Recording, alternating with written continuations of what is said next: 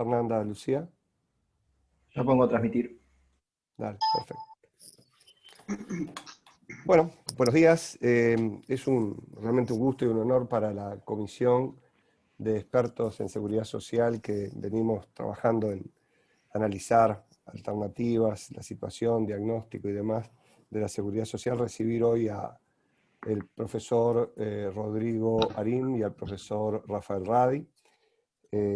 Esto se enmarca en una amplia cooperación que hemos tenido desde UDELAR a partir de la entrevista inicial que tuvimos allá por el mes de, no sé, mayo, no recuerdo exactamente, que visitamos a Rodrigo, Álvaro Forteza, Hugo Bay y yo para, bueno, comentarles un poco en qué estábamos y qué podíamos esperar de la universidad. A partir de entonces, la universidad designó un grupo amplio y muy valioso de profesores para apoyar nuestro trabajo, y realmente hemos venido recurriendo de manera sistemática a ellos en diferentes áreas. Hoy vamos a tener una actividad con dos referentes de primera línea de la universidad, como es su rector y como es el doctor Rafael Radi. La actividad de hoy la vamos a estructurar de la siguiente manera. En primer lugar, la presentación de Rodrigo, a continuación la presentación de Rafael, después un primer comentario de Ernesto Murro, un segundo comentario de Álvaro Forteza. Las presentaciones van a ser de aproximadamente 20-30 minutos, los comentarios de 3 a 5 minutos. Finalmente se abre una ronda de intervenciones y preguntas y va a cerrar la actividad el ingeniero Hugo Dicio, presidente del Banco de Previsión Social. Prácticamente no es necesario presentarlo a Rodrigo, pero bueno, basta decir que no es un rector indiferente al tema que nos ocupa, al contrario, parte de sus investigaciones tienen mucho que ver con los temas de la comisión, mercado de trabajo, informalidad, desigualdad, perfil del gasto público. Hay realmente un número muy importante de trabajos suyos publicados por CEPAL y por muchos otros instituciones académicas, y es un gusto tenerlo hoy con nosotros. Rodrigo, adelante. Bueno, antes que nada, Rodolfo, gracias por la invitación y gracias por la presentación. Con Rafael hemos estos meses compartido varias mesas por otros temas y por otras razones en la universidad y en ámbitos más académicos también. A ver, una aclaración, antes que nada voy a compartir una presentación con ustedes, si me permiten, y te agradezco, Rodolfo, la presentación que hace de mí, pero sin duda hay muchos integrantes de esta mesa que tienen un conocimiento mucho más fino del funcionamiento del sistema de seguridad social en sí mismo que aquí tengo yo. Por lo tanto, lo que voy a hacer sí es una mirada desde las políticas públicas y pensando los sistemas de seguridad social en dos claves. Por un lado, con respecto al desarrollo a largo plazo. Y me parece que aquí es bien importante no perder algunas ópticas, porque los problemas de seguridad social o se piensan en el largo plazo, en todos sus efectos y todas sus dimensiones, o quedan capturados por discusiones que tienen que ver con la transitoriedad de algunos problemas que pueden estar emergiendo, ¿sí? En segundo lugar, también llamar la atención sobre algunos, entiendo, ingredientes o dimensiones de nuestro sistema de seguridad social o de la familia de sistema de seguridad social al cual pertenece el Uruguay, ¿sí? Que entiendo que están en cuestión por la evolución reciente en algunas dimensiones, tanto económica, funcionamiento del mercado de trabajo, así que aquí creo que tengo sí algún elemento para señalar que me preocupa y que creo que ha estado relativamente poco en la discusión pública, ¿sí? Pero también vinculado a algunas evoluciones demográficas y yo diría que casi de criterios de convivencia ciudadana más en general. Entonces, dicho esto, me gustaría compartir una muy breve presentación que he armado. Permítanme, no sé si ahí se ve. ¿Está proyectando? Sí, estamos viendo bien. Sí, perfecto. A ver, ¿cuál es mi idea? Cuando hablar de seguridad social, sin duda tenemos un conjunto de tensiones, la más importante porque es la más registrada y yo diría la más analizada a escala de la academia y a nivel internacional, tiene que ver con las tensiones demográficas, ¿sí? También hay una dimensión que es importante, que es cómo sostener la provisión de bienestar social a lo largo del ciclo de vida en contextos en donde los sistemas de seguridad social se insertan en sociedades que se van envejeciendo, en donde la relación activos-pasivos está cambiando, por lo tanto la carga sobre el financiamiento de de los procesos de retiro asociados al sistema de seguridad social van a ser más cuantiosos para las generaciones activas de lo que son actualmente, porque hay una dimensión de equidad intergeneracional en este plano, y simultáneamente cómo preservar algunas de las características más importantes de los sistemas de seguridad social. Y acá mi punto de partida, que yo creo que son algunos puntos de partida que no eran de acuerdo generalizado en la literatura, por lo menos la literatura económica, hace 30 años atrás. Hoy yo creo que tenemos una situación bastante distinta. Corro el riesgo que Álvaro me corrija. Álvaro claramente es un especialista desde la economía en estos temas. Pero a mí me gustaría señalar tres características que para mí son el punto de partida para pensar cualquier cambio en los sistemas de seguridad social en Uruguay, yo diría en el contexto de lo que están discutiendo a nivel internacional. Y algunas de las cosas, y algunos de los procesos de transformación y de reforma que uno conoce a nivel fundamentalmente del mundo desarrollado tienen que ver también con estos tópicos. En primer lugar, es asumir que los mecanismos privados de provisión de bienestar son importantes, pero son insuficientes para asegurar la calidad de vida y la cohesión social a lo largo de las generaciones, ¿sí? Y esto es bien importante entender como que el sistema de seguridad social no es un componente residual de una política pública. No es un componente que atiende a aquellos que de alguna manera no alcanzan ciertos estándares. Es un componente sustantivo y central de una política pública que entienda que hay problemas, en primer lugar, de convivencia ciudadana. O sea, acá no es un problema individual de las personas, es un problema también de cómo afecta en general el funcionamiento de una sociedad, ¿sí?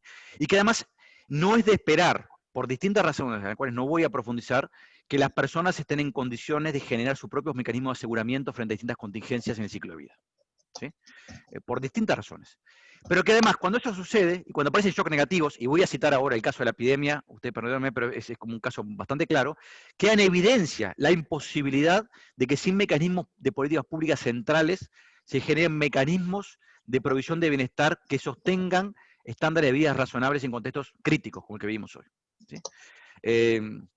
Entonces, los sistemas de seguridad social son, antes que nada, instrumentos clave de las sociedades contemporáneas para asegurar el proceso económico de trabajo en bienestar generalizado. Y voy a poner un ejemplo que tiene que ver con otra área de las políticas públicas ahora.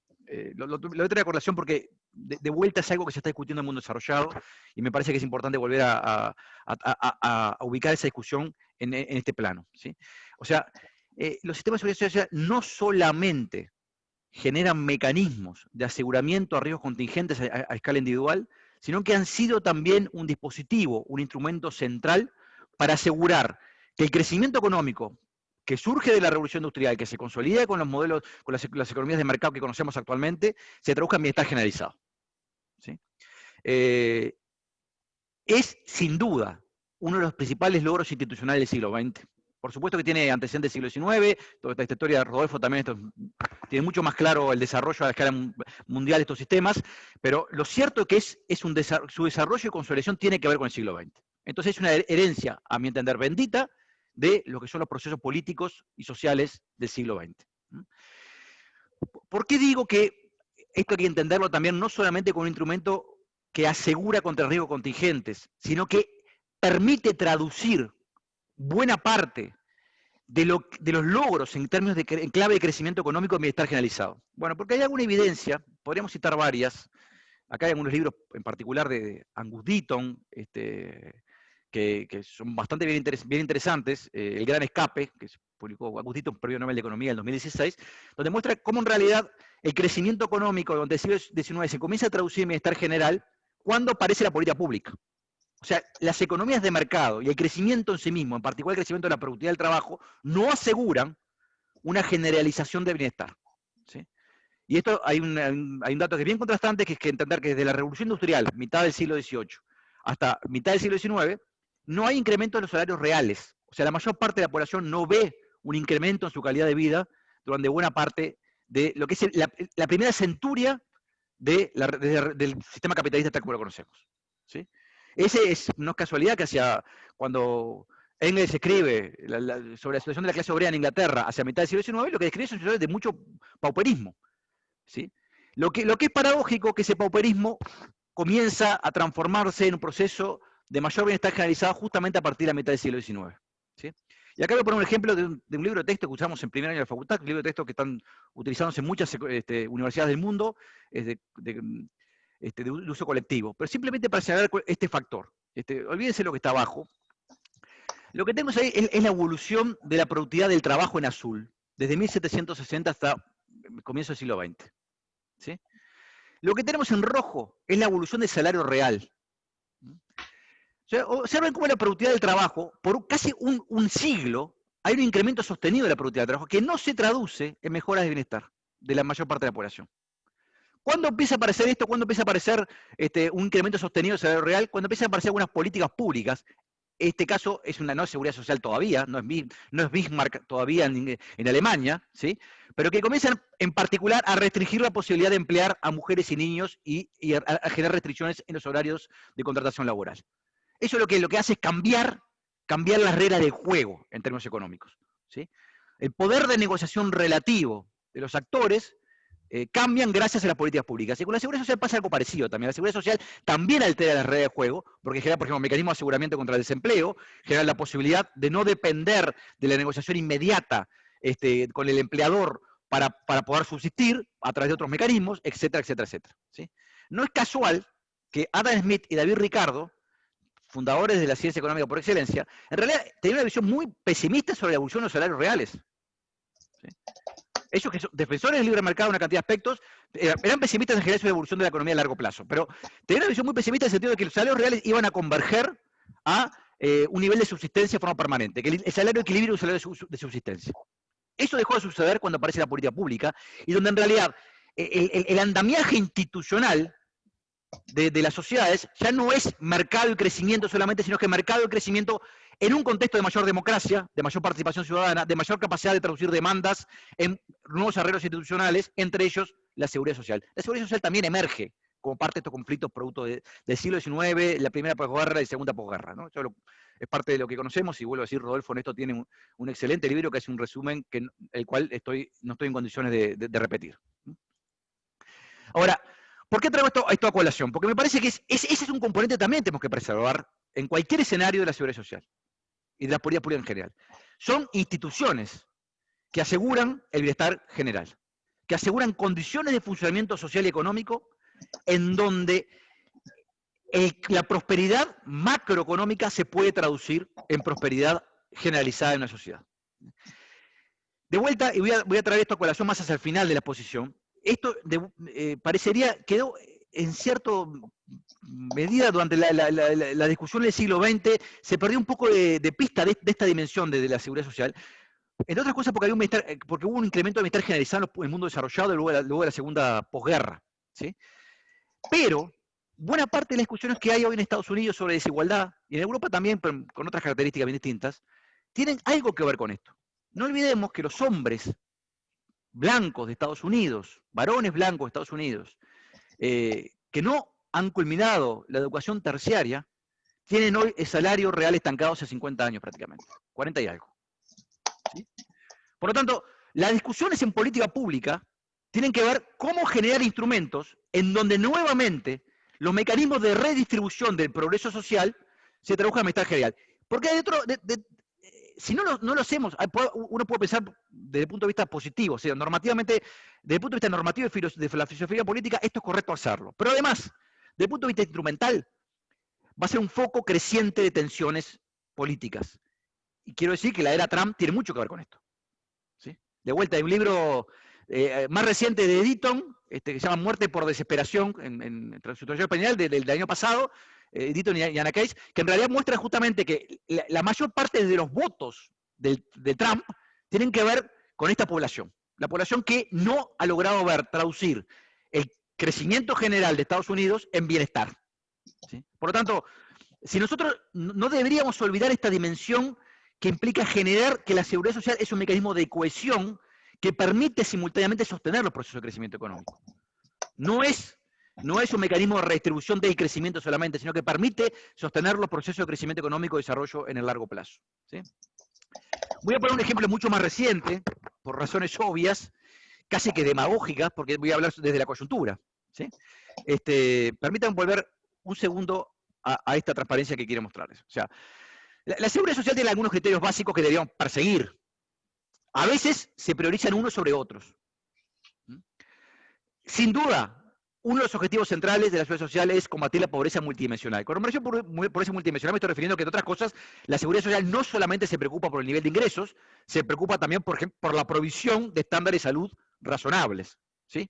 O sea, hay otras áreas de la actual seguridad social. Tiene que tener un componente de equidad y de cohesión social, que lo que acabo de mencionar, o sea, parte de los objetivos de la seguridad social es construir sociedades cohesionadas que permitan sostener dinámicas de largo plazo, ¿sí?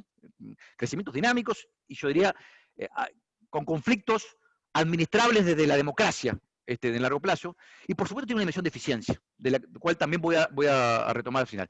O sea, eficiencia quiere decir que tenemos que aplicar los recursos públicos y la capacidad de construir políticas públicas de tal manera maximizar el bienestar social. ¿Sí? En eso soy una definición muy estándar desde la economía al respecto. ¿Sí? Ahora, permítame ir hacia la relación entre bienestar colectivo y bienestar individual. ¿Sí? Ejemplos muy concretos. Estados Unidos, voy a mencionar una de las dimensiones de la seguridad social, que es la licencia por enfermedad. Para entender cómo este vínculo existe y cómo en realidad, aún desde una mirada un poquito más egoísta, de que cada uno pensemos en nuestro desarrollo individual y no en el bienestar más general, uno debería pensar en las medidas de seguridad social como claves para combatir para asegurar el bienestar no solamente de aquellos que están en situación de privación. ¿Sí? Permita decirlo de una manera un poco simplista. Hay algunos estudios, Estados Unidos es uno de los pocos países del mundo desarrollado que no tiene mecanismos generalizados y centralizados de licencia por enfermedad. ¿Sí? Hay 2 o 3 países que califican como países desarrollados en el mundo que no tienen, occidentales me refiero, ¿sí? Que no tienen un mecanismo de licencia por enfermedad generalizado y centralizado. Me refiero que hay un gobierno central que impone a toda la sociedad el derecho a acceder a una licencia por enfermedad. Lo que ha comenzado a pasar en Estados Unidos es que los estados generan estos mecanismos por su cuenta. Entonces hay diferencias, hay variaciones en el desarrollo de esta política a nivel de los estados. Ustedes tienen ahí una cita de un conjunto de economistas de Cornell, de la Universidad de Cornell, que han trabajado justamente explotando esta diferencia entre el despliegue temporal de distintos mecanismos de licencia por enfermedad en Estados Unidos. Hay un resultado que es muy claro. Los países con licencia, que incorporan el mecanismo de licencia por enfermedad, no solamente protegen al trabajador que está enfermo, que no tiene que ir obligado a trabajar en condiciones de enfermedad, sino que disminuyen la expansión, este caso fue de la influenza, de la gripe estacional. ¿Sí? O sea, claramente hay una prevalencia menor de la gripe estacional en los países que tienen licencia por enfermedad. ¿Sí? O sea, acá hay una dimensión claramente sanitaria al respecto. Y este bienestar colectivo, en estas circunstancias, y esto es un trabajo mucho más reciente, ¿sí? De los mismos autores, estamos hablando del mismo grupo de trabajo en Cornell, lo hicieron para el COVID-19, porque el COVID-19 en Estados Unidos hizo algo que no había hecho previamente. Incorporó un instrumento, que es el que ustedes tienen ahí descrito, que es una especie de licencia por enfermedad generalizada, por primera vez en Estados Unidos. ¿Sí? Lo que pasa es que actúa sobre estados que antes ya lo tenían y otros que no lo tenían. Entonces, ¿qué pasó con esta generación del pago por licencia de enfermedad? Y la conclusión básica es que acá tienen la gráfica que sistematiza un poquito esto, y están las fechas de ingreso desde el momento que se firma esta acta, está ley en realidad, que permite el acceso a la licencia por enfermedad de Estados Unidos durante el 2020. ¿Sí? Hay estados de control y estados de tratamiento, no voy a entrar en el detalle, se controla por cantidad de aspectos que tienen que ver también con número de testeos, seguimiento a los casos, etcétera, etcétera. O sea, hay una cantidad de controles estadísticos que no voy a entrar en detalle. Lo importante es que en promedio la incorporación de un instrumento de licencia por enfermedad que permite al trabajador no ir a trabajar si tiene algún síntoma, ¿sí? Reduce entre 400 y 500 casos por estado, en promedio por estado, diarios, ¿sí? Del COVID-19. ¿Sí? Por lo tanto, controla la epidemia.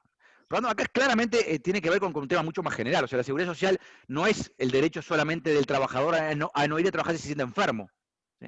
Tiene que ver también con construir mecanismos sociales que nos permitan cuidarnos como sociedad, incluso en un contexto tan complicado como esto. ¿Sí? O sea, claramente acá cualquier visión más individualista de los procesos sociales en este 2020 se quiebra en este contexto. O sea, las decisiones que toman los trabajadores y las condiciones en que toman las decisiones son claves. Si tengo que ir a trabajar igual porque no cobro, esto está generando problemas a otros que no son solamente el trabajador que va a trabajar porque no se siente en condiciones de hacerlo. ¿Sí? Ahora bien, nosotros tenemos un conjunto de una seguridad social, lo tenemos de vuelta, en modelos muy bismarckianos, tenemos una estructura de seguridad social con aportes personales, aportes patronales, contribuciones del gobierno central. Eso es el marco regulatorio general del Uruguay y de varios países con sistemas similares. No voy a entrar en el tema de la separación entre el componente público y privado actualmente en Uruguay, no es el foco de mi preocupación, de lo que quiero transmitir en este momento, ¿sí? Y un conjunto de prestaciones, estas y otras más, retiro, desempleo transitorio, enfermedad, que todos ustedes conocen, ¿sí? Que están financiadas en Uruguay con contribuciones que no se diferencian por prestaciones, ¿sí? Por lo tanto, el derecho a estas prestaciones tiene que ver con un aporte que no diferencia qué componente es para cada una de estas prestaciones. Y esto luego, modestamente, creo que genera también algún tema vinculado a que nosotros, desde las políticas públicas, también tenemos que generar una capacidad de rendir cuentas de exactamente qué componente va a cada uno de estos mecanismos de aseguramiento que tiene la Seguridad Social, ¿sí? Entonces, me voy a centrar en algunos atributos que son deseables, creo que para todos deberían ser deseables de la Seguridad Social.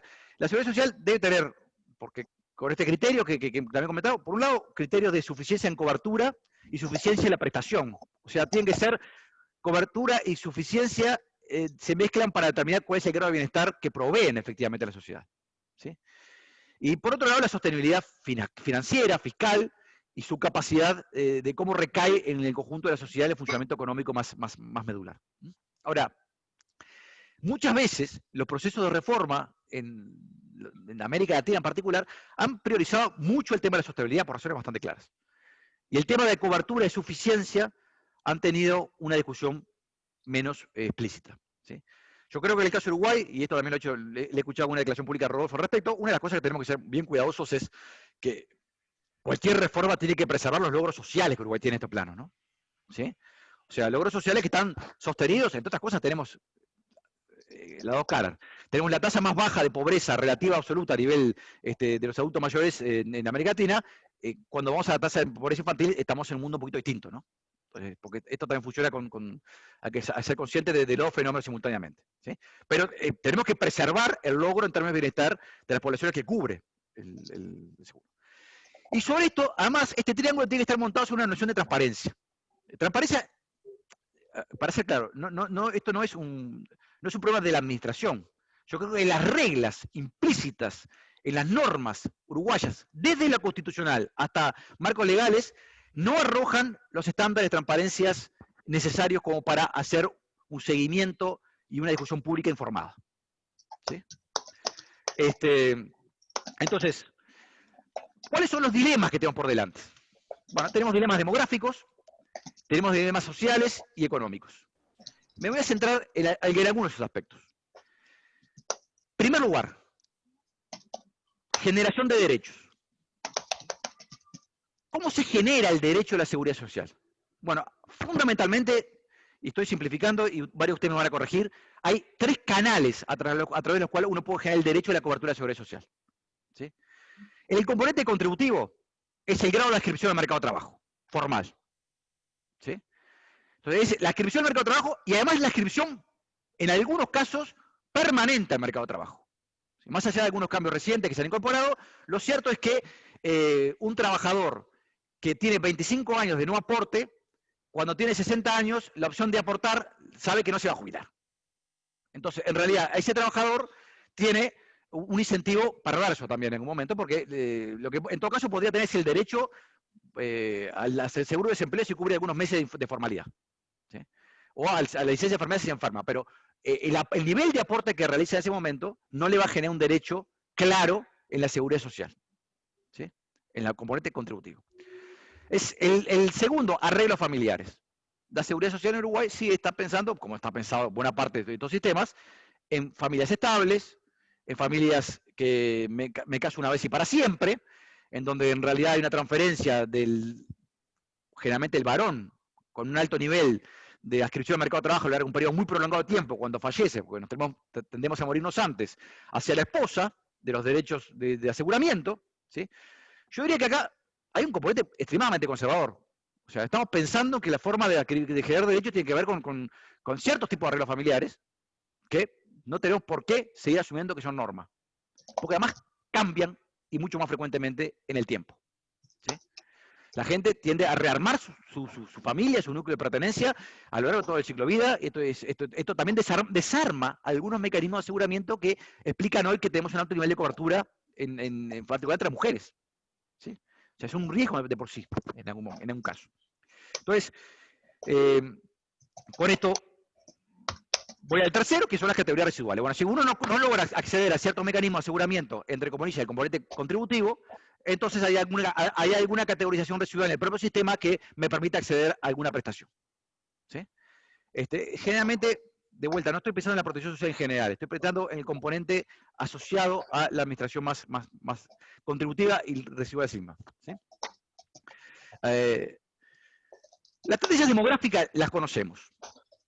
En cualquier escenario, la carga de financiamiento sobre las generaciones activas va a ser mayor en el futuro. ¿Sí? Salvo que tomemos medidas extremas.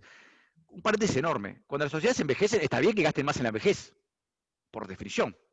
O sea, es un componente más alto de la sociedad, están integrados por personas en ciertos tramos etarios. Bueno, la sociedad debe gastar más en la seguridad y en los problemas propios de ese tramo etario. Eso está fuera de discusión. El tema es que eso le dé sustentabilidad y no condicione las trayectorias vitales de las generaciones más jóvenes. Entonces, acá hay una dimensión que tenemos que encarar, que tiene que ver con la carga del financiamiento.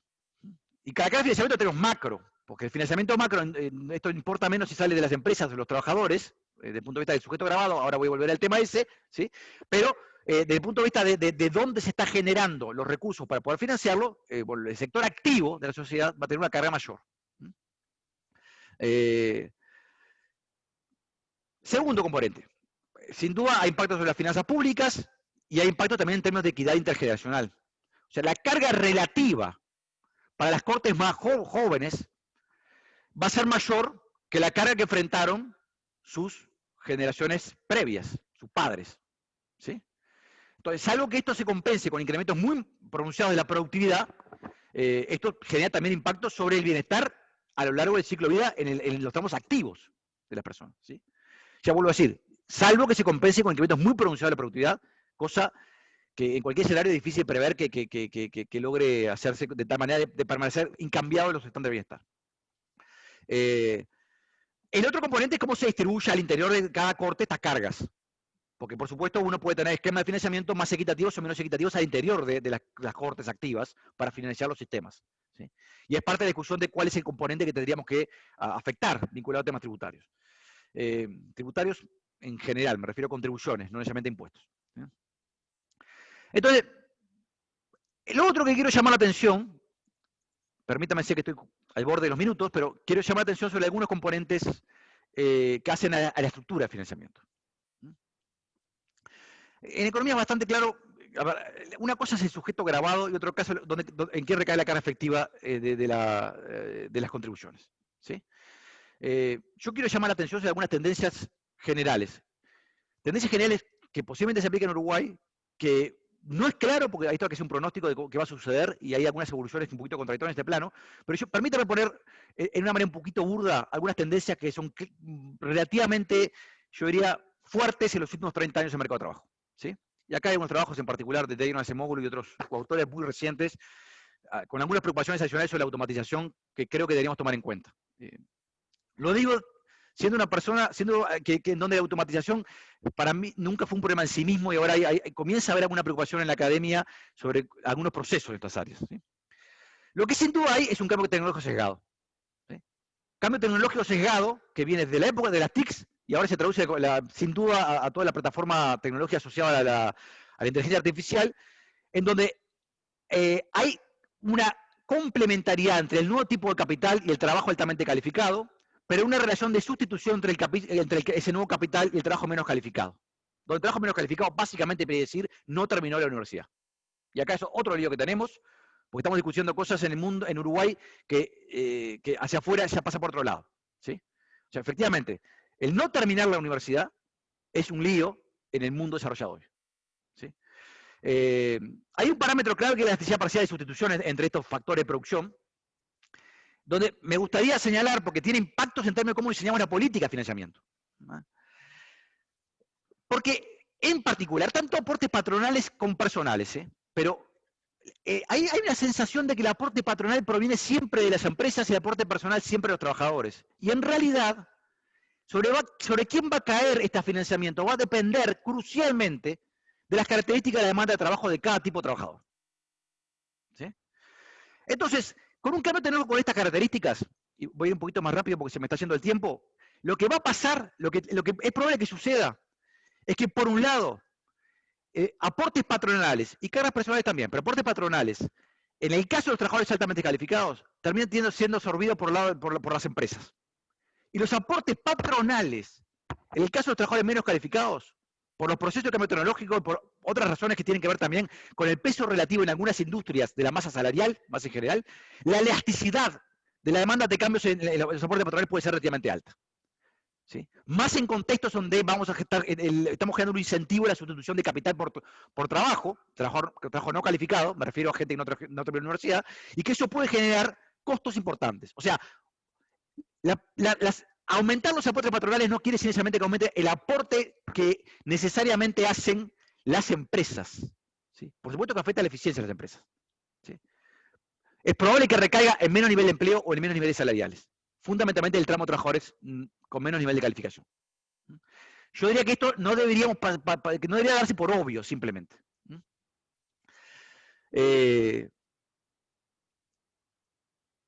Bueno, después hay algunos dilemas de acceso que son bastante claros, ¿no? O sea, de vuelta, para algunos trabajadores es muy gravosa la contribución porque no van a generar el derecho a la jubilación. Y en ese sentido hay también una transferencia de recursos que no está estudiada a fondo, que requiere también más información, entre trabajadores que aportan de forma mucho más esporádica con respecto a los trabajadores que aportan a lo largo de todo el ciclo de vida. ¿Sí? Porque parte de esos aportes de trabajadores más esporádicos no generan su derecho a la jubilación, pero sostienen la jubilación presente de algunos de las cortes actuales.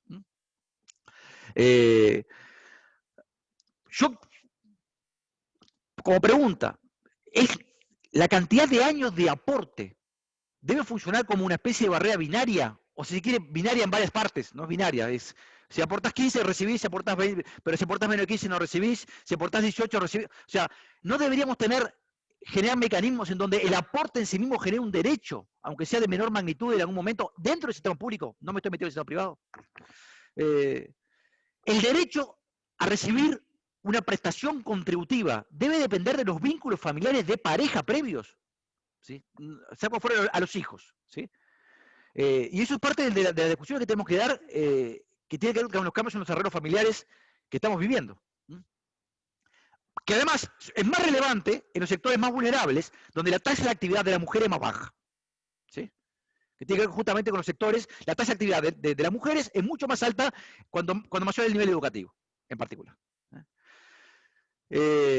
Entonces, por supuesto que estructura etaria y esperanza de vida tienen que ser considerados, o sea, hay mecanismos de acceso, edades, donde las prestaciones están establecidas, que cuando cambia la esperanza de vida, mi posición es que tienen que ser repensadas, paramétricamente repensadas. No obstante, también deberíamos comparar una dimensión de desigualdad en esta materia, porque la esperanza de vida no crece igual en todos los tramos sociales. ¿Sí? Entonces, en particular, hay algunas características laborales que hacen muy difícil mantener la actividad laboral luego de cierta edad, ¿sí? Y hay también algún conjunto de características sociales en donde hay grupos donde el incremento de la edad de retiro puede generar que terminen financiando a aquellos que tienen mayor esperanza de vida, porque van a tener menos prestaciones, o sea, donde la esperanza de vida está más acotada. Esto en Uruguay, los estudios son quizás más parciales, quizás usted tiene más insumos al respecto, pero creo que la dimensión, en términos de equidad, la dimensión de los diferenciales en la evolución de la esperanza de vida en la sociedad debe ser un componente que, por lo menos, explicitarlo en la discusión. Y termino con un tema sobre transparencia. O sea, obviamente la historia laboral incorpora un componente de transparencia y creo que es un instrumento bueno que se incorporó en la reforma de los 90. ¿Sí? Yo creo que tenemos que ser más claros como sociedad sobre cuál es el financiamiento de cada prestación. Y separar cuánto aporta el Estado en cada prestación, cuánto aporta y cuántos son los aportes provenientes de la historia laboral de las personas. ¿Sí? Acá sí creo que aportes de la historia laboral tiene que ver con los aportes que los patrones hicieron por ella y los aportes personales. ¿Sí? Esas cuentas están mezcladas. Pero hay otras cosas que mezclan cuentas. Una es la propia Constitución. La Constitución genera mecanismos de exoneración de aportes que presuponen subsidios cruzados que no están explicitados en las cuentas públicas. ¿Sí? Hay trabajadores cuya jubilación se financia con mucho más aporte del resto de la sociedad que los aportes patronales, porque su patronal está exonerada constitucionalmente. Yo no estoy planteando cambiar la Constitución, ¿eh? Es otra discusión que es válida, pero es otra discusión. Lo que estoy planteando es, explicitemos cuál es, en cada una de las categorías laborales que tienen regímenes distintos, cuánto es el aporte que realiza el resto de la sociedad para sostener las jubilaciones. ¿Sí? Pero también lo hizo la reforma tributaria. La reforma tributaria generó mecanismos opacos de financiamiento. El más claro, y perdóname, me corresponde a generar de la ley en esto, como rector de la Universidad de la República, nosotros aportamos casi un 20% de aportes patronales. Casi un 20% de la masa salarial de la Universidad de la República de Administración Central son aportes patronales. ¿Sí? La discusión es, por supuesto, que estamos pidiendo que no nos cobren eso, pero es otra discusión. Pero creemos que, de mi punto de vista, un Estado con cuentas públicas transparentes, lo que tiene que decir es que el componente que va entre el régimen general y el 20% es un componente que es transferencias de la seguridad social, no es gasto educativo. Porque eso también lo estamos mintiendo en solitario. Y estamos generando mecanismos que no son transparentes. ¿Nos tiene que asustar que haya más gasto de seguridad social? No, por lo que acabo de decir antes. Pero tenemos que ser transparentes en las cuentas públicas a nivel macro y a nivel micro en estos planos. Porque si no estamos generando regímenes distintos en donde parecería los subsidios cruzados que existen de ese régimen no están explicitados ni cuantificados. Lo mismo con componentes contributivos y no contributivos. Yo creo en un sistema de seguridad social que tenga que tener los dos componentes y ninguno de los dos en componentes residuales. Pero tenemos que separar cuál es el componente que, en cada uno de los casos, que aporta el Estado central, o sea, la sociedad conjunto, y cuál es aquel que proviene de la historia laboral de las personas. Entre otras cosas, porque eso también transparenta alguna discusión que tenemos que dar como sociedad. ¿Por qué razón algunas personas, algunos ciudadanos recibimos más transferencias que otros, más allá de lo que hemos aportado a lo largo del ciclo de vida? Muchas gracias, discúlpeme que me extendí algunos minutos lo previsto. Muchas gracias, Rafael. La verdad que hubiéramos seguido escuchándote un buen rato más, ¿verdad? Pero bueno, tenemos que ajustarnos en lo posible a lo que tenemos pautado. A continuación, la presentación va a estar a cargo del doctor Rafael Radi. El doctor Radi lo hemos conocido mucho últimamente a raíz de, bueno, la situación sanitaria que estamos viviendo y su rol de coordinador del grupo del GACH, del Grupo Honorario Asesor del Poder Ejecutivo en la materia. El doctor Radi es titular del Departamento de Bioquímica de la Facultad de Medicina de la Universidad de la República y director del Centro de Investigaciones Biomédicas de la UDELAR. Y es el primer científico uruguayo en ser nombrado por la Academia de Ciencias de Estados Unidos como científico extranjero asociado a la organización. Esa es una distinción que tienen a nivel global algo menos de 500 científicos. Hoy la convocatoria del doctor Radi no es en su rol más público de los últimos tiempos, sino en su rol científico más duro, ¿verdad? Y en su especialidad en aspectos de la biología del envejecimiento, aspecto central cuando conversamos y abordamos, como en nuestro caso, la reforma de la seguridad social. Rafael, adelante, por favor. Bueno, muy buenos días. Muchas gracias, doctor Saldain, presidente de la Comisión de Expertos de la Seguridad Social, y a todo el equipo que está trabajando en este tema tan importante. Es un gusto participar en esta actividad e incorporar la dimensión científica al fenómeno de envejecimiento. Justo antes de ingresar hablábamos con el doctor Saldain y el equipo de que esta dimensión incorporada ahora en Uruguay realmente actualiza un fenómeno que está ocurriendo desde hace ya algunas décadas en países centrales, donde indudablemente las proyecciones de lo que es el impacto del aumento de la expectativa de vida, la expectativa de salud en los sistemas previsionales, tienen necesariamente que estar acoplados a fuertes iniciativas científicas que permitan justamente lograr que el envejecimiento se acompañe de salud y de esa forma, algo que también tocó recién el rector de la universidad, no todos los estratos sociales envejecen de la misma forma, no todos los estratos sociales tienen la misma expectativa de vida y expectativa de salud, y entonces todas esas dimensiones hay que incorporarlas con un componente biológico y médico indudable. Así que creo que esta es una oportunidad como país para empezar a repensar este asunto, incorporando las dimensiones científicas en forma permanente. Y sobre eso mismo voy a hablar al final unos minutos. Entonces, voy a compartir pantalla en mi presentación. La presentación tiene una cantidad de elementos técnicos, sobre los que no voy a ahondar, pero sí quisiera tocar sobre algunos pocos temas que en el área de envejecimiento humano están puestos arriba de la mesa.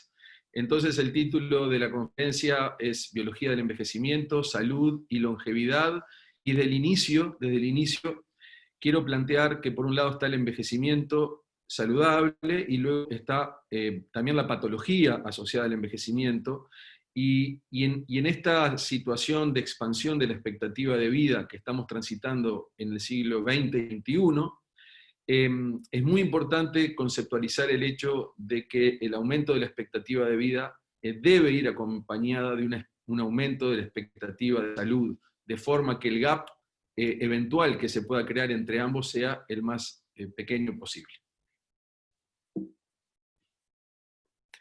Entonces, empiezo mostrando una imagen que está muy cercana a las áreas de investigación que trabajamos en la Universidad de la República, que tiene que ver con fenómenos de envejecimiento y fenómenos en particular del envejecimiento cerebral, que es un tema que nos preocupa mucho porque es uno de los órganos más afectados a partir de los 60, 65 años, y simplemente se ve claramente que a nivel del transcurso de la vida empiezan a aparecer cambios a nivel molecular, celular, tisular y funcionales que pueden determinar desde alteraciones leves, como el deterioro cognitivo mínimo, que son las expresiones más iniciales del envejecimiento cerebral en personas por encima de 55 años, hasta las formas más graves que tienen que ver con patología neurodegenerativa y la demencia. Parte del trabajo de la investigación en el área tiene que ver en entender cuáles son los fenómenos que tienen un sustrato genético y que también tienen un sustrato ambiental que empujan esta trayectoria de envejecimiento cerebral que puede ser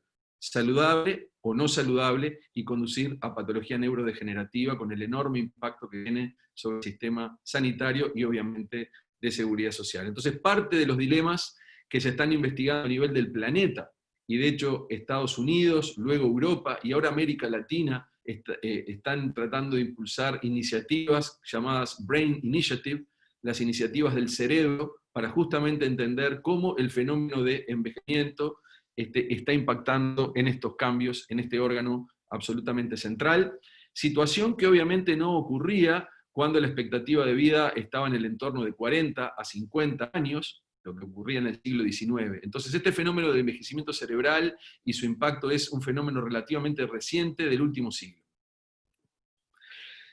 Se ha avanzado muchísimo acerca de cuáles son los sellos o los indicadores del envejecimiento. Acá hay un trabajo paradigmático del grupo de Carlos López Otín, que plantea, y es un trabajo muy citado en la literatura, sobre los sellos del envejecimiento, y solo para mostrar que a nivel de la biología y de las ciencias biomédicas y la de medicina, estamos logrando identificar rutas, procesos, que están directamente involucrados en el envejecimiento, que a su vez están interconectados entre ellos.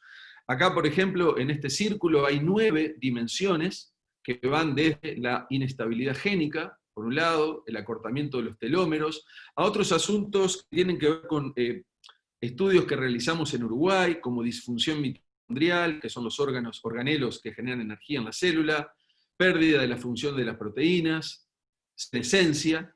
Es decir, estamos empezando a identificar estos fenómenos de envejecimiento que son complejos y que son multidimensionales, empezando a generar análisis discretos de rutas y procesos que están afectados, y a través de ese entendimiento, eventualmente empezar a generar intervenciones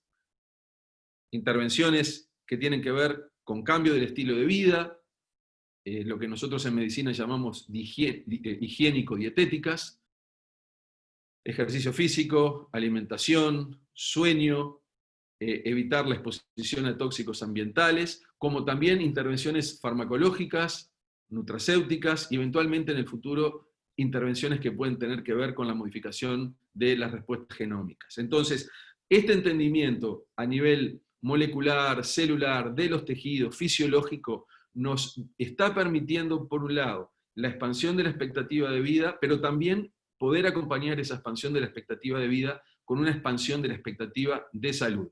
Por eso acá abajo, en el pie de la figura, dice intervenciones que podrían extender la expectativa de salud. Acá no estamos hablando de lifespan, sino de health span.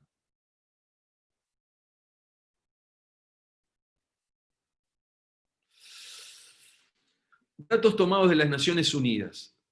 2020 nos encuentra en un punto de inflexión.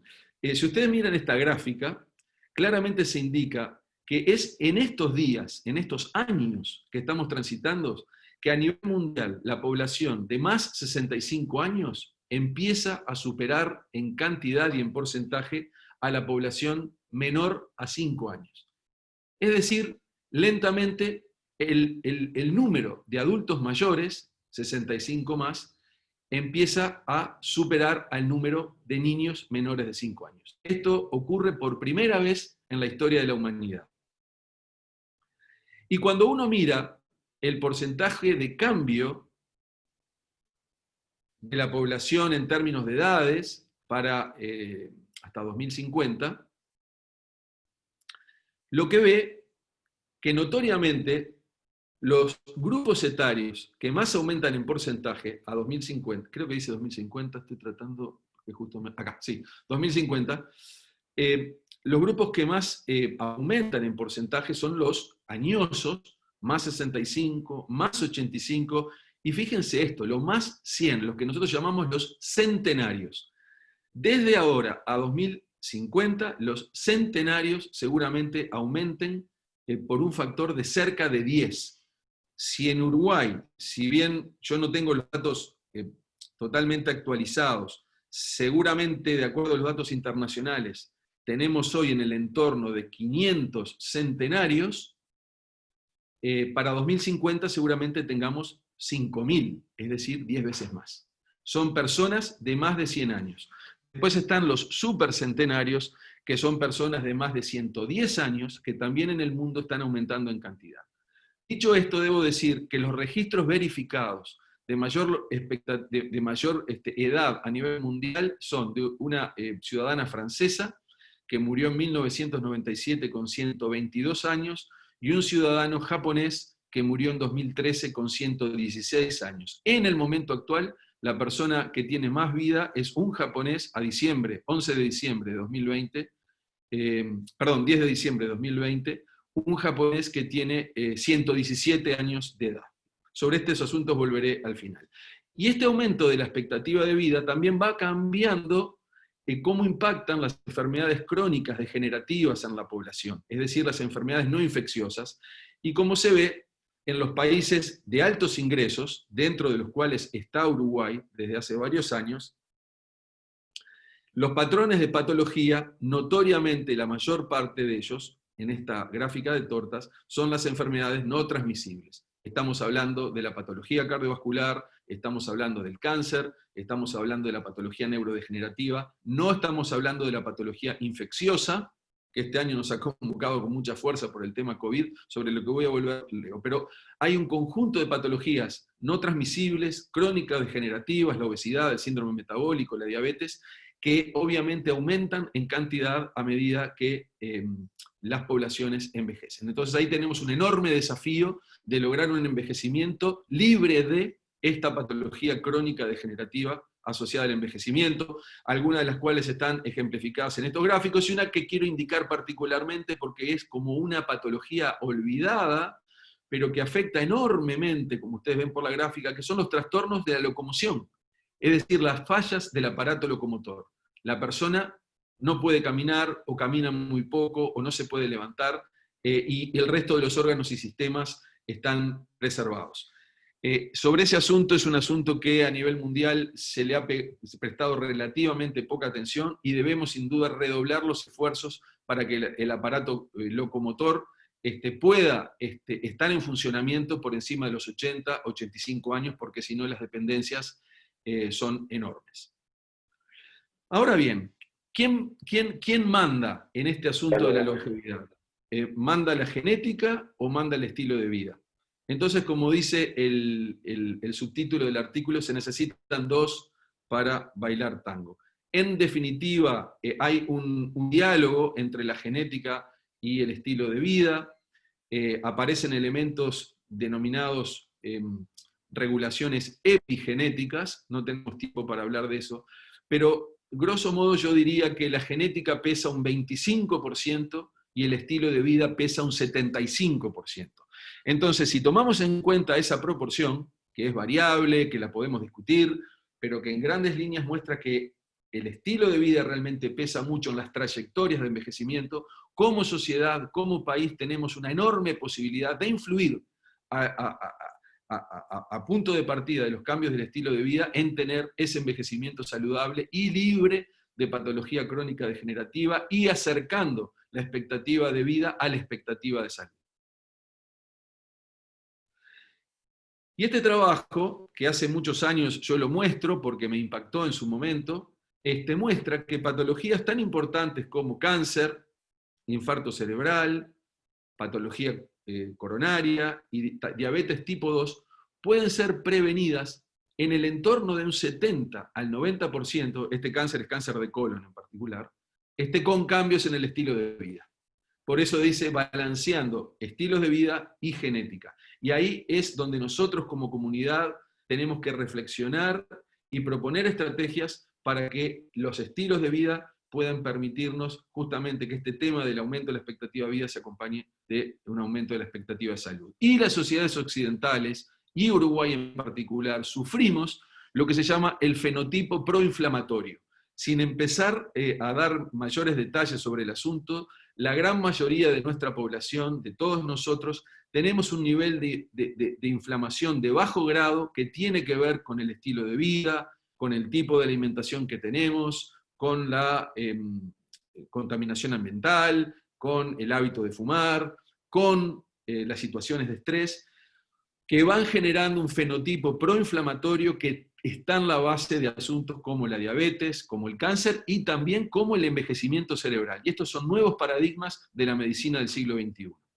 Entonces, nuevamente, ¿pueden ser las patologías crónicas degenerativas asociadas al envejecimiento prevenidas? Y bueno, hay un enorme esfuerzo a nivel mundial que se está haciendo en este tema, y obviamente, y en un país productor de alimentos, la alimentación y los compuestos bioactivos de la alimentación, y esto es tapa de Science, nada más ni nada menos, indican que es uno de los caminos a seguir. Ahora bien, hay una interrelación entre la genética, la dieta y la salud. Aparecen nuevas disciplinas como la nutrigenómica. Lo que aparece como un elemento central en el siglo XXI es el potencial de la flora intestinal, el llamado microbioma o la microbiota, para potenciar la salud, no solo intestinal, sino del resto de todos nuestros órganos y sistemas, incluyendo al cerebro. Esto es un cambio de paradigma en la medicina moderna. Es decir, esa interfase entre el medio externo y el medio interno que lo hace el conjunto de la flora intestinal con nuestro epitelio intestinal. Ahí tenemos un espacio tremendo para impulsar un aumento de la expectativa de salud acoplada a la expectativa de vida. Entonces aparecen interrelaciones entre alimentación, nuestra genética, la microbiota intestinal, es decir, ahora ya no es solo un tema del medio exterior y nuestra genética, sino que aparece todo lo que es la flora, que puede ser modificada a lo largo de la vida, de hecho es modificada a lo largo de la vida, y eso también tiene que ver con nuestras propias respuestas en el envejecimiento a las infecciones, un tema que de cara a lo que ha sido la epidemia y pandemia COVID-19 ha tomado una fuerza tremenda. Es decir, durante el proceso de envejecimiento existe el fenómeno llamado inmunosenescencia, es decir, nuestro sistema inmune responde menos, y hay formas de incidir en ese proceso para que la respuesta inmune del viejo sea más potente. Entonces esa es otra dimensión muy importante. Y ustedes ven que este es un trabajo de Science Translational Medicine, la revista o una de las revistas top en el mundo, que plantean transformando la medicina con el microbioma,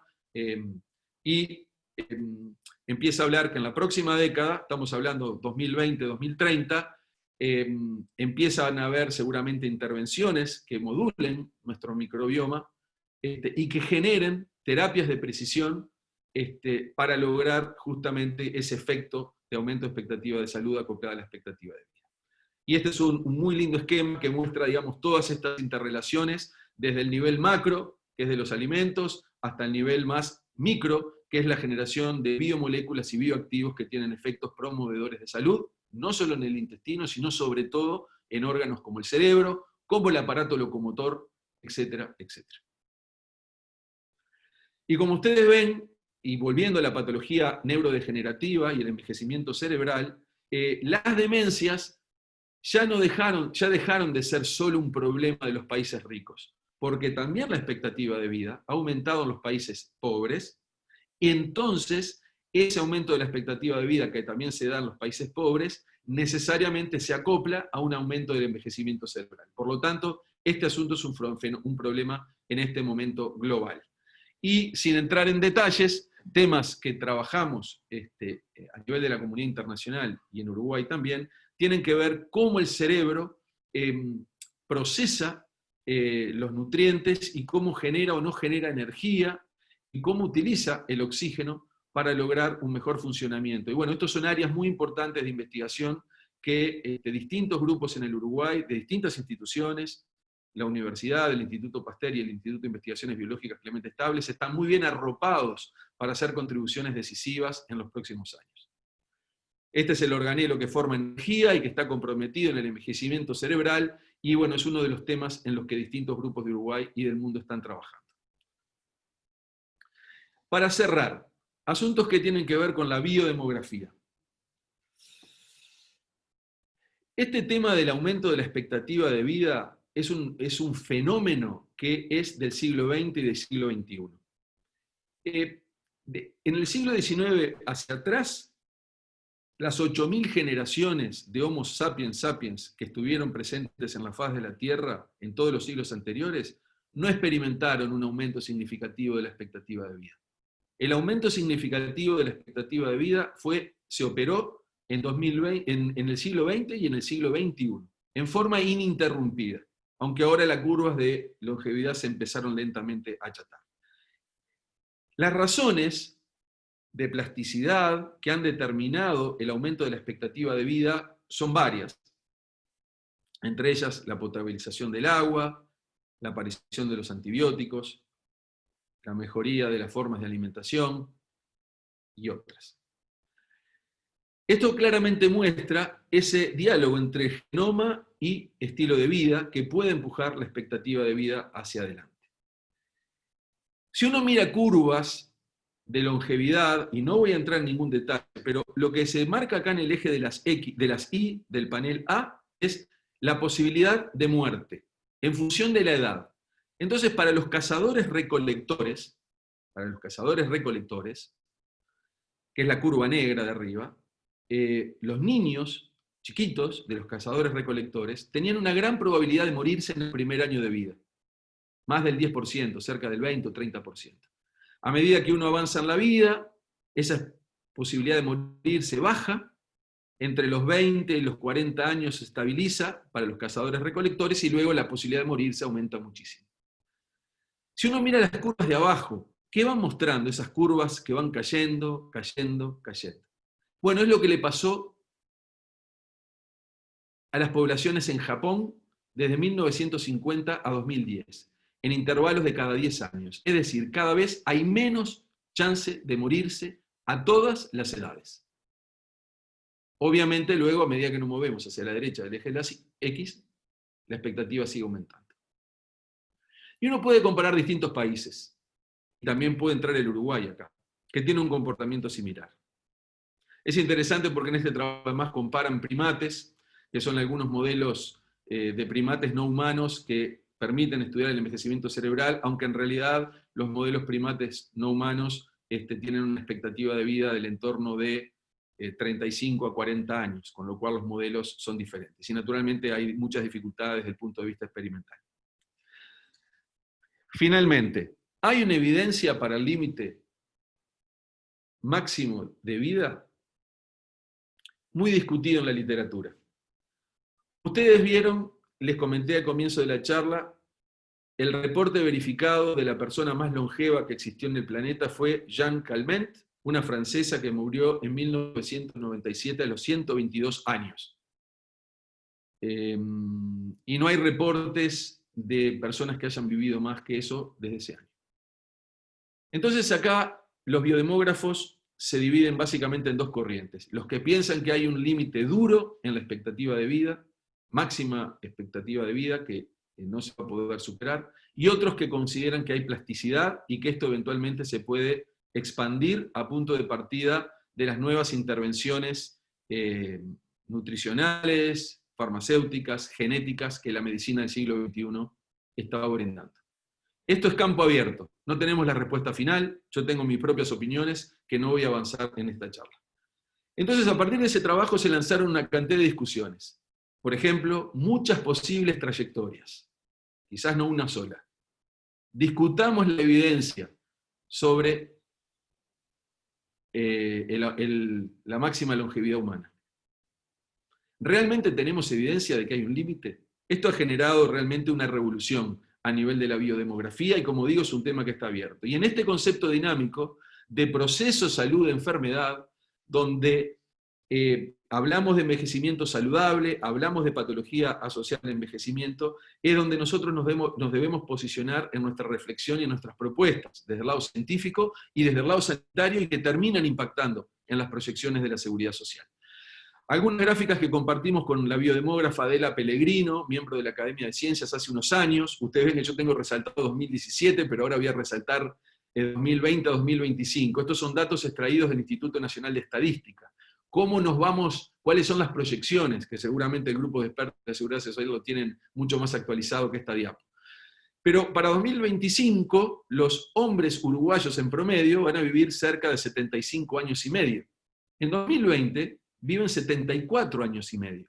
Quiere decir que en este quinquenio, de 2020 a 2025, ya la expectativa de vida se va a aumentar en un año, para el caso de los hombres. Y para el caso de las mujeres, que tienen una expectativa de vida casi 5 a 6 años mayor que los hombres, y es interesante pensar que Jean Clements murió a los 122 y el japonés Yamakura murió a los 116, o sea que eso se parece mantener. Las mujeres uruguayas tienen una expectativa de vida hoy en el entorno de 81 años, y cuando termine este quinquenio, más cerca a los 82. O sea que en tiempo real, año a año, estamos experimentando un aumento de la expectativa de vida de la población uruguaya, que para el año 2050 será 80 años para los hombres, la proyección, y 85 años y fracción para las mujeres. Ese es el tamaño del desafío. Entonces, para terminar, pensar que las ciencias médicas, las ciencias biológicas, las ciencias de la biodemografía están trabajando muy intensamente, que entendemos mucho más de las bases biológicas, bioquímicas, genéticas del proceso de envejecimiento, y que como país tenemos una oportunidad enorme de acoplar los esfuerzos en la seguridad social, a los esfuerzos a nivel del sistema de salud, y a los esfuerzos a nivel científico para entender mejor cómo nuestra población envejece y para acoplar expectativa de vida a expectativa de salud. Bueno, sin más, agradezco la atención. Muchas gracias, doctor Radi. Realmente mucho para ver, para pensar. Y lamentablemente este año 2020, esta década 2020-2030, va a ser la década del envejecimiento saludable, decretada como tal por la OMS, pero bueno, este año nos hemos visto invadido por otras circunstancias que han distraído la atención hacia focos más de la urgencia. Gran desafío tienen por delante dos compañeros de la comisión, Ernesto Murro y Álvaro Forteza, en comentar en un periodo breve de 3 a 5 minutos estas dos presentaciones. Así que, sin más, Ernesto, adelante por favor.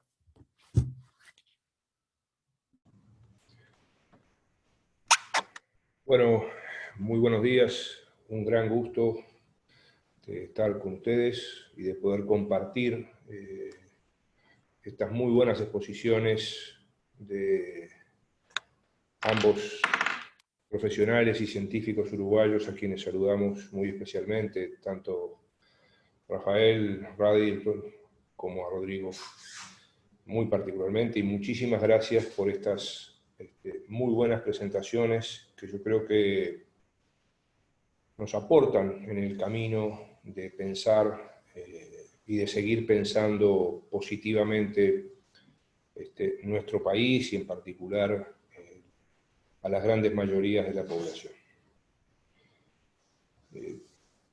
valoramos realmente esta posibilidad. Creo, comenzaría por lo de algunos de los aportes que hace el doctor Radi, que es la multidimensionalidad del enfoque del envejecimiento, de la longevidad.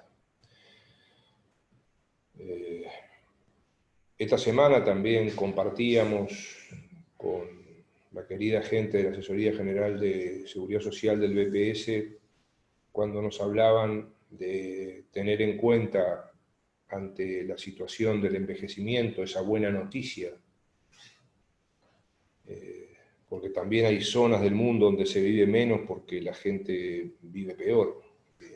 Esta buena noticia que tenemos del aumento de la expectativa de vida en nuestro país, de verlo multidimensionalmente. Creo que tanto el doctor Radi como Rodrigo nos aportan en ese sentido. Creo que el sistema de protección social, que es un proceso de construcción, en nuestra opinión, el sistema de protección social en Uruguay es un proceso de construcción, en el cual hemos tenido avances importantes desde nuestra historia, y fundamentalmente avances importantes en los últimos años. Es un camino adecuado, es el camino correcto para encarar estas situaciones. Cuando Radi nos habla de expectativa de vida y expectativa de salud, bueno, por primera vez en la historia tenemos todos los jubilados y pensionistas y las personas con discapacidad desde el 2014 en el Sistema Nacional Integrado de Salud. Tenemos 98% de cobertura de protección de las personas mayores de 65 años cobrando alguna jubilación o una pensión. Y las jubilaciones y pensiones han aumentado en los últimos años un 60% por encima de los precios aproximadamente. Y esas son cosas que ayudan en este proceso. Cuando nos informaban en esta semana que el 70-75% de los adultos mayores son propietarios de vivienda y que en general están en bastante buenas condiciones, o cuando nos daban esa otra cifra que debemos encarar como desafío, que el 85% no recibe ni ayudas ni cuidados de nuestros adultos mayores. Y de ahí la importancia de eso que se ha iniciado en los años recientes y que será necesario, en nuestra opinión, profundizar mucho más, que es el Sistema Nacional Integrado de Cuidados. Creo que en las reflexiones que nos hacía Rodrigo, por ejemplo, cuando él reflexionaba acerca de la importancia del Estado, de la solidaridad, de las políticas públicas, cosa que se ha evidenciado con la pandemia. La pandemia nos ha evidenciado la mayor necesidad del Estado y la mayor necesidad de la solidaridad. Y bueno, y creo que ahí, en esas reflexiones que nos hacía Rodrigo, por ejemplo, con los ejemplos que él ponía, me refiero en el caso de Estados Unidos, con el uso de las licencias por enfermedad, que ahora se ha aplicado a nivel nacional de ese país o confederal, o las reflexiones que nos hacía recién el doctor Radi en torno a la importancia del envejecimiento del cerebro y las investigaciones que al respecto se realizan.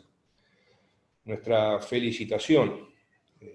Yo que no soy profesional universitario, nuestras felicitaciones a la Universidad de la República, al Clemente Estable, al Pasteur, al equipo, al grupo técnico científico asesor del gobierno por ese trabajo impresionante en poco tiempo, con pocos recursos que se ha hecho de investigación y de apoyo democrático para avanzar ante esta pandemia que nos tiene a todos muy preocupados. Quiero destacar también otro aspecto que me parece importante, que es el tema de la soledad. Creo que la situación de los adultos mayores y de las personas con discapacidad en relación a la soledad. Esto que ha hecho que en algunos países se haya creado el Ministerio de la Soledad, creo que es un tema que debemos traer muy fuertemente a nuestro país.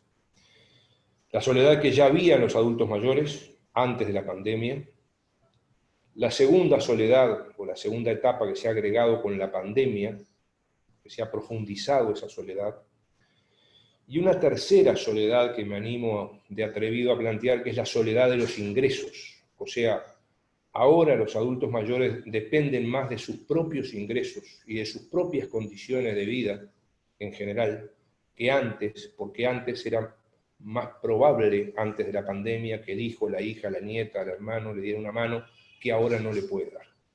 Y creo que estos son fenómenos a encarar también como políticas públicas. Y por último, pensar el sistema de cuidado, no solamente el cuidado como muchas veces se piensa, sino pensarlo también multidimensionalmente. Esto que nos decía Radi, de que uno de los factores más fuertes de deterioro de los adultos mayores es la movilidad física. Bueno, eso implica generar políticas de cuidado para que los viejos y las viejas queridas de nuestro país nos movamos un poco más, tratemos de tener un poco menos de obesidad y un poco menos de diabetes, y que tengamos lugares de entretenimiento para vencer esa triple soledad, que quizás sea más que triple ahora, que hemos planteado. Por tanto, ver que nosotros que estamos encarando en esta comisión una reforma del régimen de jubilaciones y pensiones, bueno, yo creo que hay que pensar eso con las fortalezas que tenemos del sistema de seguridad social del país, con la fortaleza que tenemos del sistema de salud, con la fortaleza del inicio que deberá profundizarse el sistema de cuidados, pero que no puede haber reforma de jubilaciones y pensiones sin un adecuado tratamiento integral multidimensional de cuidados, pensando en entretenimiento, en centros de día, en residenciales, en políticas familiares, ante estos cambios tan importantes que el mundo tiene. Muchísimas gracias al doctor Radi, muchísimas gracias al rector Arim, Rodrigo, muchísimas gracias a ustedes por prestar algo de atención a estas atrevidas nociones que nos animamos a explayar. Muchas gracias. Muchas gracias, Ernesto. Álvaro Forteza, adelante, por favor.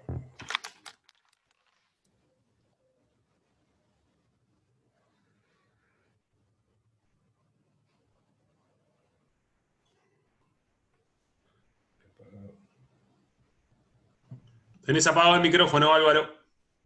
Mal, perdón. Bueno, decía, muchas gracias por la invitación y el desafío es enorme, a comentar en 5 minutos máximo semejantes exposiciones, que son globales, que son generalistas, como deben serlo en semejante tema. Yo lo primero que quería comentar, cuando iba oyendo las reflexiones de Rodrigo, es que no encontraba por dónde atacarlo. Y eso es un problema. Es decir, bueno, veamos la parte positiva del asunto. Yo creo que expresa él lo que es grandes consensos que tenemos en el país sobre estos temas. Yo tengo la impresión de que en la mayor parte, si no en todos los puntos que él planteó, hay una opinión muy, muy mayoritaria en el país que va en la misma dirección. Seguramente va a haber debates y va a haber distintas maneras de resolver algunos de los problemas, de los temas, de los desafíos que Rodrigo mencionaba. Pero creo, hasta donde yo he visto, que todos los actores importantes son conscientes de que esos desafíos están ahí. Y eso es una parte bien importante del asunto. Por mencionar solo algunos de los que anoté, solo algunos, porque el tiempo no da, rápidamente Rodrigo mencionó el tema de equidad intergeneracional, obviamente que es un tema que nos preocupa, estoy seguro que nos preocupa a todos, y eso lleva a un puntito que no fue mencionado expresamente, que yo quisiera agregar, que es la preocupación por la igualdad de oportunidades. Es decir, yo creo que puede haber diferentes puntos de vista en el país sobre cuán deseable es la igualdad, por ejemplo, igualdad de ingresos, igualdad de acceso a diversas prestaciones en general, de seguridad social y otras, ¿no? Mucho más general estoy hablando. Pero es mucho más fácil ponerse de acuerdo probablemente en la noción de igualdad de oportunidades, más allá que después al bajar la tierra, como siempre, habrá más discrepancias, en fin, probablemente matices. Pero ese es un tema sin duda preocupante. ¿Y por qué lo traigo a colación? Bueno, porque esto tiene que ver con la equidad intergeneracional, ¿no? Es decir, muchas veces algunos de nosotros enfatizamos el hecho de que tenemos bastante resuelto, nunca es suficiente, pero el tema en particular de pobreza en tercera edad, con índices de pobreza muy bajos, y eso es en buena medida gracias a la seguridad social, pero tenemos una situación más desafiante en las primeras edades. Y eso es particularmente preocupante porque ahí estamos hablando de un tema de oportunidades. Los niños ni siquiera han tenido oportunidades, muchos de ellos. Comparto totalmente el énfasis que puso Rodrigo en el tema acceso, y creo que las soluciones actuales no son buenas en ese sentido. Yo creo que hay que fortalecer mucho el pilar no contributivo, definirlo muy claramente y resolver algunos de esos problemas. Totalmente de acuerdo, y me consta que es una preocupación extendida en la comisión sobre el tema de recoger la cuestión de que hay indicios, en el país no tenemos estudios precisos, algunos tenemos, pero sobre la diversidad de esperanzas de vida por nivel socioeconómico. Ese es un tema que nos preocupa mucho. De hecho, la comisión ya encargó a un equipo que, entre otros, integra gente de la UDELAR, estudios al respecto, y esperemos tener resultados en no mucho tiempo. Totalmente de acuerdo con Rodrigo en la cuestión de la transparencia. Es decir, y como él aclaró bien, sin que esto, mencionar el punto, implique afirmar que hubo mala administración o cosa por el estilo, tenemos cuestiones en el diseño que podemos mejorar para mejorar la transparencia del sistema. No tengo tiempo para entrar en los detalles, se me está acabando el tiempo, puse el cronómetro y ya veo que se me acaba. Un comentario solamente en relación a lo de Rafael, que daría para mucho. En realidad tendríamos que acordar una consulta médica para que me asesores en varios de estos temas. Uy, perdón, que ahí va. Pero hay uno en particular, el aumento de esperanza de vida, que bien señalaste y de lo cual somos bien conscientes. Vos dijiste, debe ir acompañado de mejoras de la salud.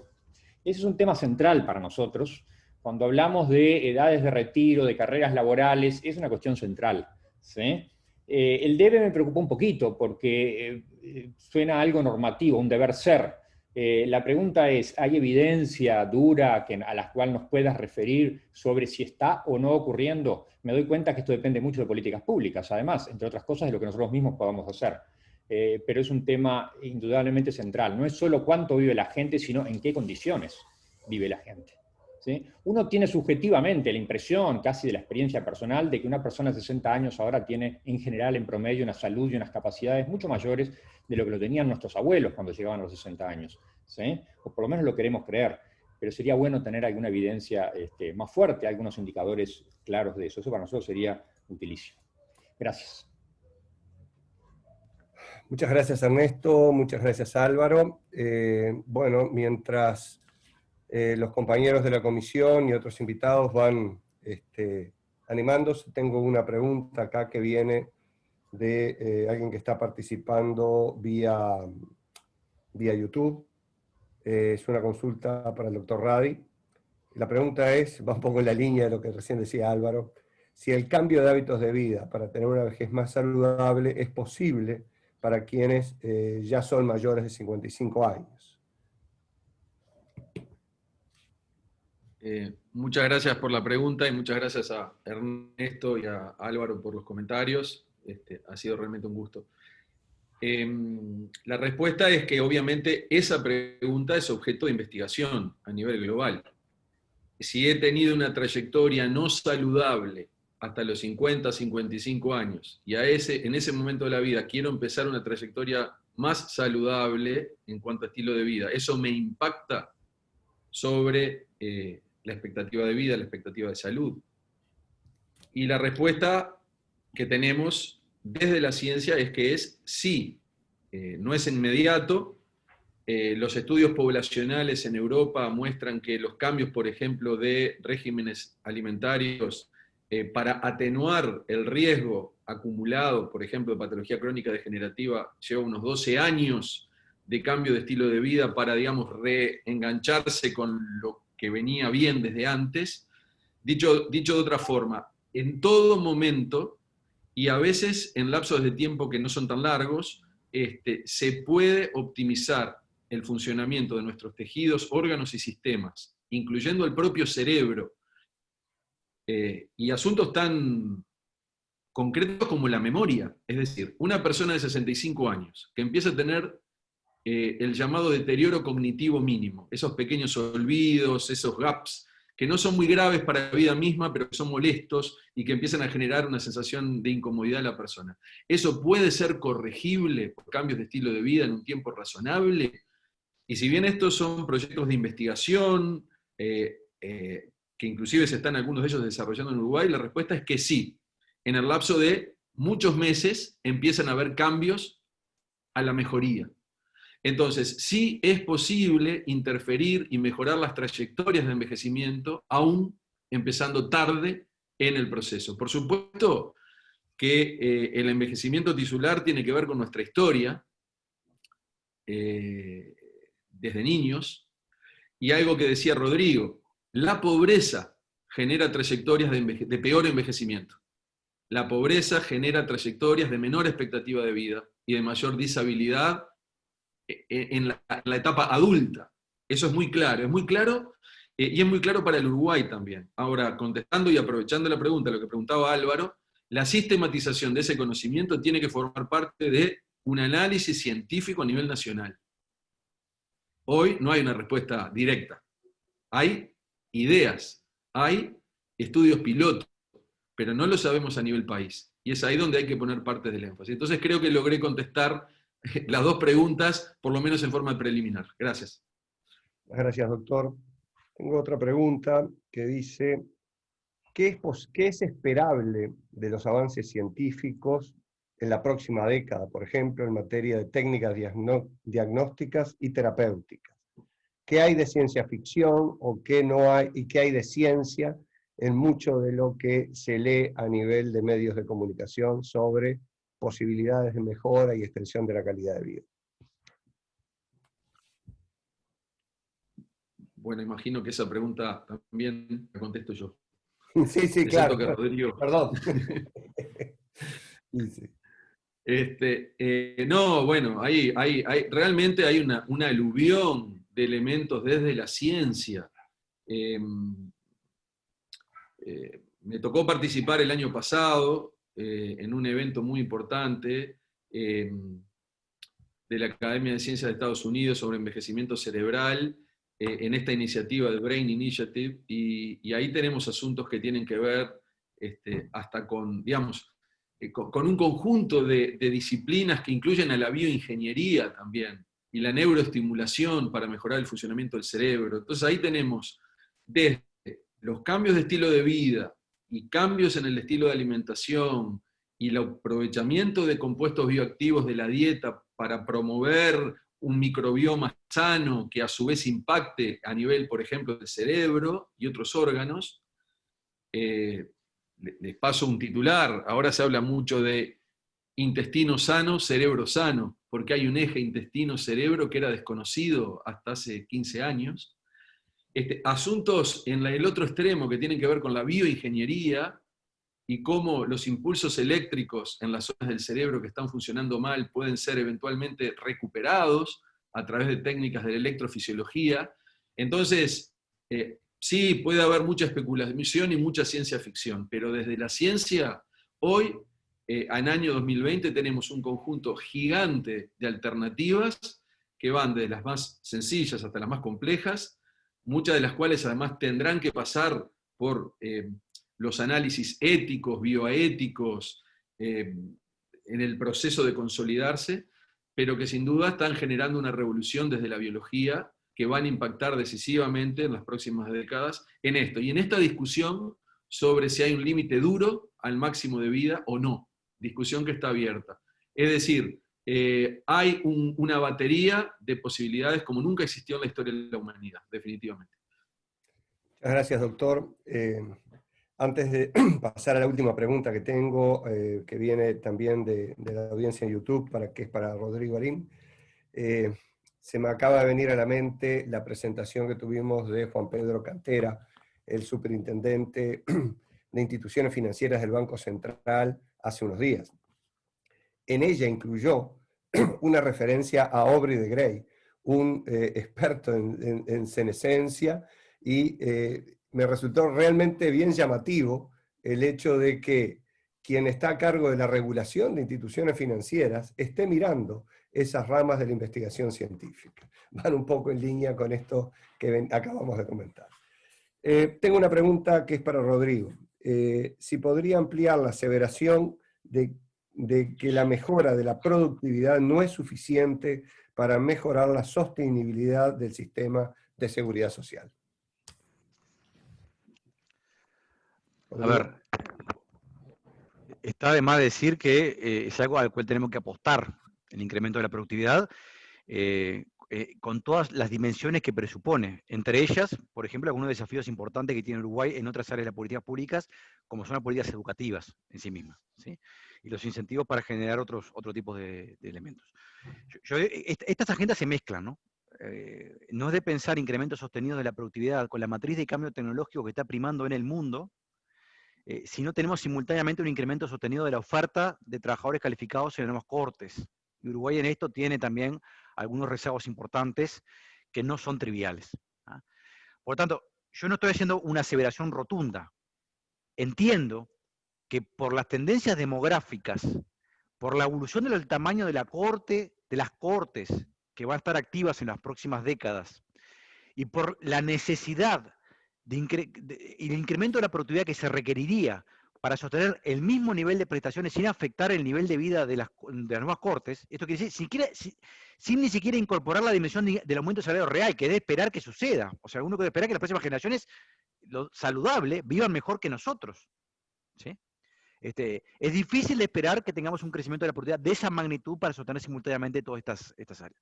Por lo tanto, este es parte de lo que tenemos que hacer. Uruguay tiene como parte de la agenda el incremento de la productividad general. Y esa agenda de otras áreas de política pública, desde temas de inversión, temas de innovación y cambio tecnológico, hasta temas educativos. Pero uno no puede esperar que ese incremento de la productividad absorba la mayor presión que va a tener el sistema en el futuro, como no lo ha tenido en el futuro reciente, ¿no? El pasado reciente. Muchas gracias, Rodrigo. Bueno, no tengo más preguntas, entonces, o comentarios. Para cerrar la actividad, ingeniero Hugo Dicio, presidente del Banco de Previsión Social. Adelante, por favor. Bueno, buenos días, saludos a todos, en especial a Rodrigo y a Rafael, que muy interesante las exposiciones.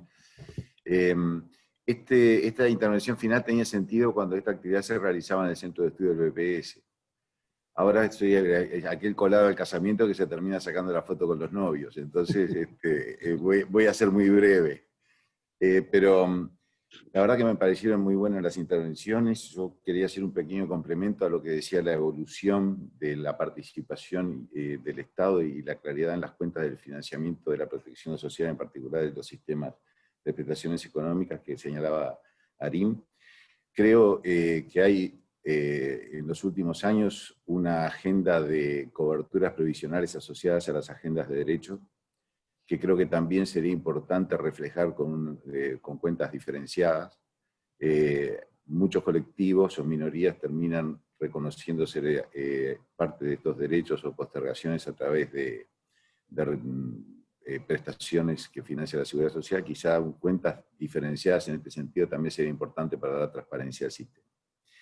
Y respecto a lo que decía el doctor Radi, creo que después de la economía o sea, de la información, o la era de la información, vendrá la economía del conocimiento, ya hay artículos escritos.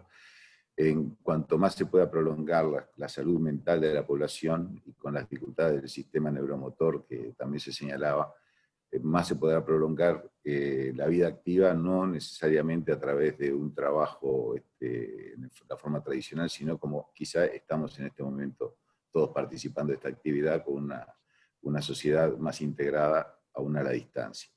Y sobre lo que decía Ernesto, a quien también saludo afectuosamente en este momento, sobre lo que es el modelo de protección social, sí estamos trabajando mucho en el BPS, teniendo en cuenta que la reforma los programas de cobertura del sistema IBS, y sí estamos viendo esto como una parte de un sistema de protección social donde estamos estrechando los vínculos entre el Banco de Previsión Social y el MIDES, justamente orientándonos al tema cuidados, al tema discapacidad, al tema vivienda, y a algo que en la reciente ley de presupuesto aprobada estamos recibiendo, que es el Plan Ibirapitá, ya visto no solo como un tema de accesibilidad de las personas mayores a la tecnología, sino un tema de integración social y de acceso a estas plataformas y a estas redes que hoy son buena parte de lo que es la vida moderna. Y creemos que a partir de esta iniciativa quizá no precisemos tener un ministerio de la soledad, porque vamos a tratar de estar mucho más cerca de nuestros adultos mayores, y ese es el enfoque que le queremos dar. O sea, hay muchas dimensiones de este tema. Me alegra muchísimo haber podido participar de esta actividad, y les agradezco a los expositores y bueno, y a Rodolfo también por la invitación. Muchas gracias, Hugo. Muchas gracias a todos. Realmente ha sido un gusto. Les recuerdo y los invito a la actividad que tenemos hoy en la tarde, con dos referentes económicos del Uruguay democrático, el economista Fernando Lorenzo y el contador Ariel Labrié, y que van a estar acompañados por Pablo Rosselli y Gabriel Odone en los comentarios, una actividad también bien interesante que vamos a estar haciendo en la tarde. Así que, bueno, nos vemos en un rato algunos, y a quienes nos acompañaron hoy, muchísimas gracias. Gracias a ustedes, Rodolfo, y un gusto verlo, aunque sea en pantalla, muchos de ustedes. Bueno, Gracias. gracias. Chao. Gracias. Nos vemos. Chao.